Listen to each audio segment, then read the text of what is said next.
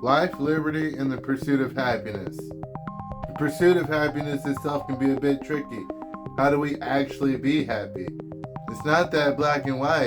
Today we're going to explore some of the things we do as humans in the pursuit of happiness, and whether or not those things actually work, and whether or not the pursuit of happiness should be in the thing in the first place. Veritasium did a very similar video about this. He asked a lot of people what they thought would actually bring them happiness. What leads to a happy life? Realistically, money. Being wealthy is definitely a big aspect of it. Save a lot of money. Money, earning money. It's very important to be. Is there anybody here can tell me where happiness comes from? Mama's wrong again. So if it's not money, though, what is it? It's all right to be frustrated. Let me explain.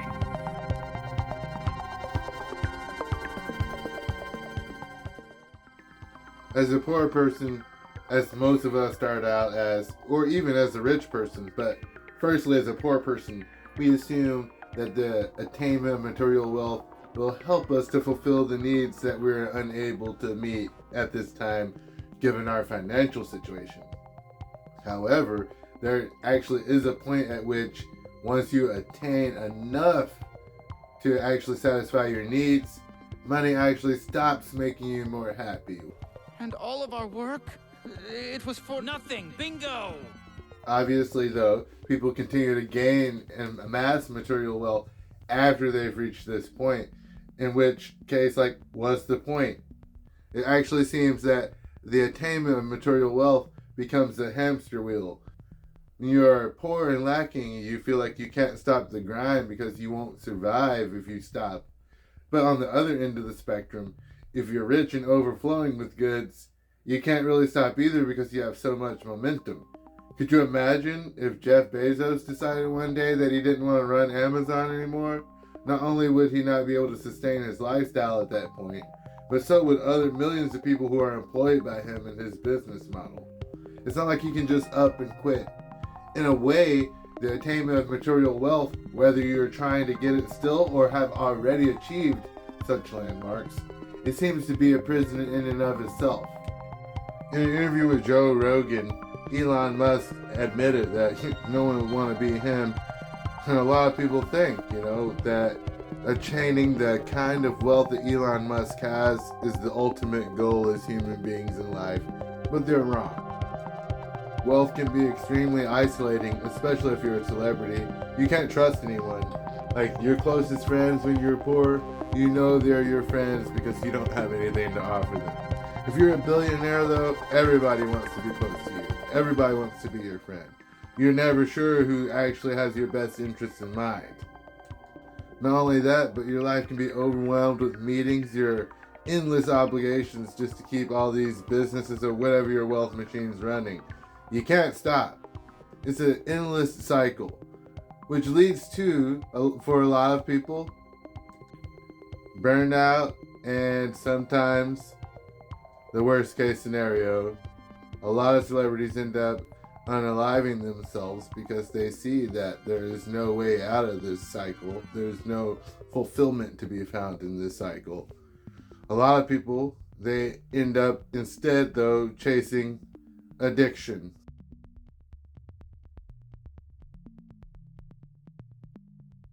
Like the material wealth trap, addiction affects people of all walks of life, no matter how much money they have or don't.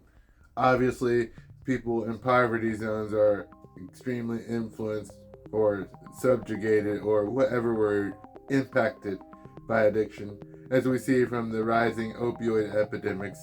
But also, we know that rich people suffer from addiction too. Think about Heath Ledger and Prince, for example. And not to mention people like childhood actors like Macaulay Culkin.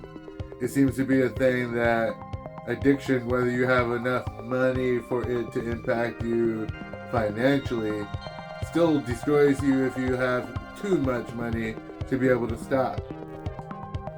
And addictions range from all sorts of things. They could be anything from addiction to love and relationships, food, obviously drugs. It's a thing that we use to stop ourselves, to keep ourselves from looking at the true pain that is inside, or ever really addressing what would actually fix those problems. We never really look at those problems, and instead we end up chasing dopamine highs to keep ourselves from remembering what the problem actually is. We keep ourselves in a fugue state where we're not able to have access to that feeling, and therefore we don't have a problem. It's kind of like when I first heard of the Lotus Eaters. It makes me think of Fallout 5. Fallout 5 is a good, more modern example of this. In the game, the main antagonist people, basically, is actually kind of a confusing story, are brainwashed by a drug called the Bliss, which is very much like the Lotus Eaters. They became complacent and stuck, and well, here's a clip from Fallout 5. Hey, Rook. Come on, it's okay.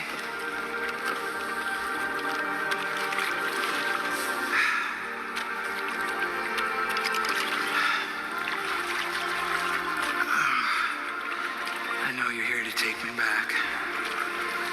It's okay. She knows. Everybody knows. You think you're doing the right thing. You think I need to be rescued. But I don't. I don't want to go back.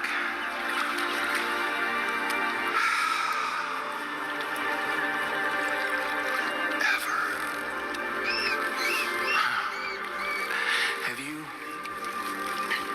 Have you ever stopped and looked at how your life's turned out? I mean, what you've actually done with it, you know? We're told we can be anything, right? A famous singer, Hall of Famer, movie star. We're all gonna be a success, Rook. But no, that's just not true. We live mundane lives, just doing what someone else tells us to do.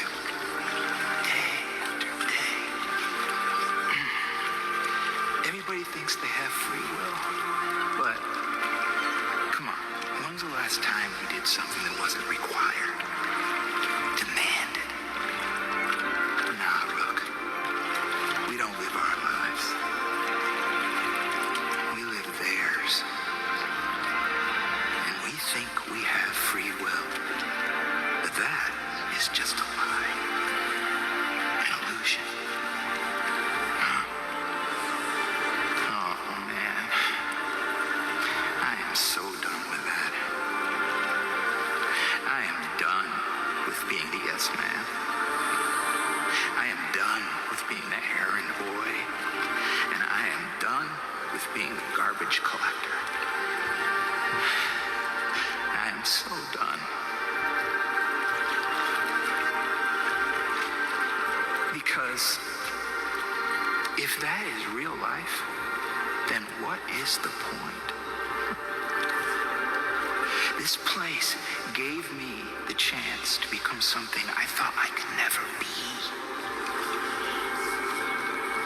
Happy.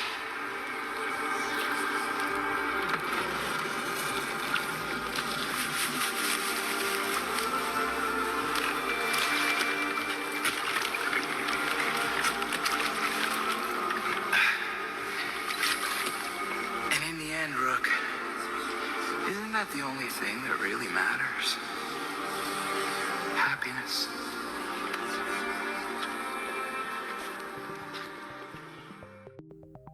You see that guy drugged up, and he ends with the phrase, "Isn't that what life is all about? Happiness?" And it really makes you think, wait a minute, it's not? Like what is it about then? It makes you really wonder.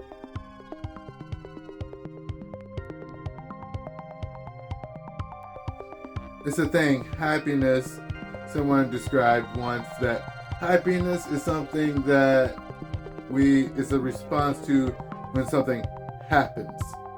So we can't always be happy.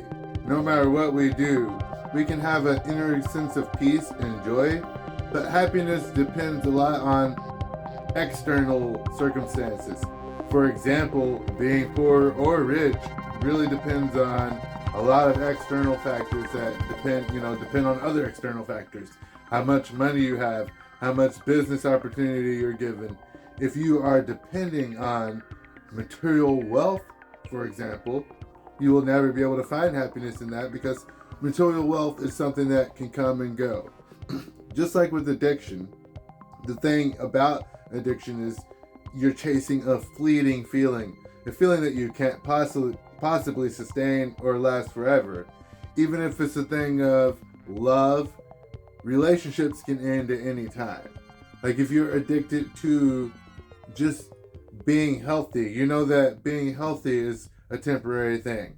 And I'm using the word addiction here weirdly, but it's a thing that everything becomes a chase, everything becomes an addiction until you realize the true thing, and that is shadow integration, actually working with yourself, finding a practice that aligns with you, living to your best life stability.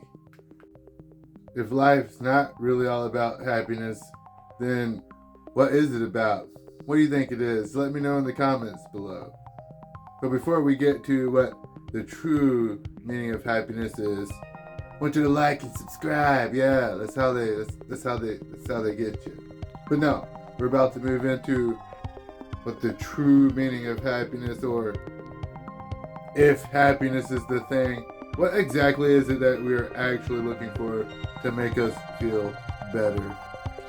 And let me articulate that a little better, because there are many different ways, and I will explore this in many future videos, and I'll break them down into smaller topics.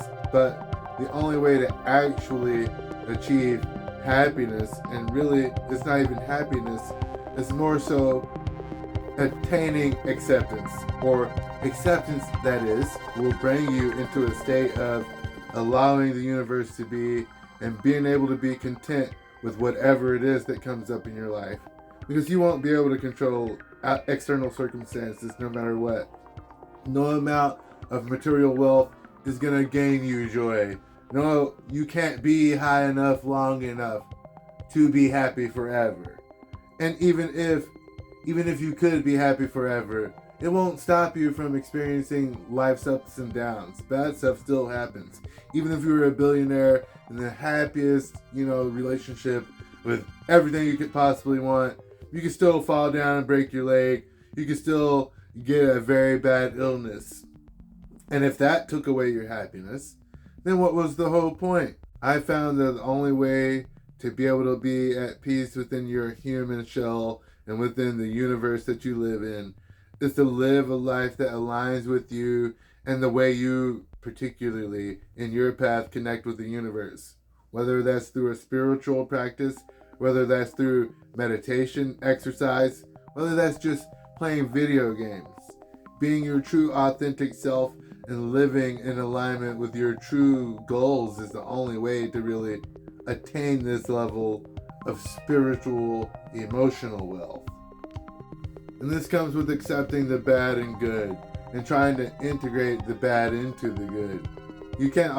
You'll never be able to get rid of the negativity in life, but you can always change how you react to it and what you do, what you use, how you use it, how you alchemize this pain that you receive, how you give it back to the world. Do you give it back to the world by being an asshole and by being mean to others, or do you use the pain you've gone through to gain a level of compassion and love for others? This is the true way to actually attain peace and acceptance. Maybe happiness isn't a sustainable thing at all to chase. Maybe this thing of peace and acceptance is the true goal in life. If you enjoyed this video, like I said earlier, please like and subscribe. It helps me a lot. And I thank you again for coming and seeing this channel, seeing my page, seeing this, watching this episode. And as always, stay mindful, guys. Love you.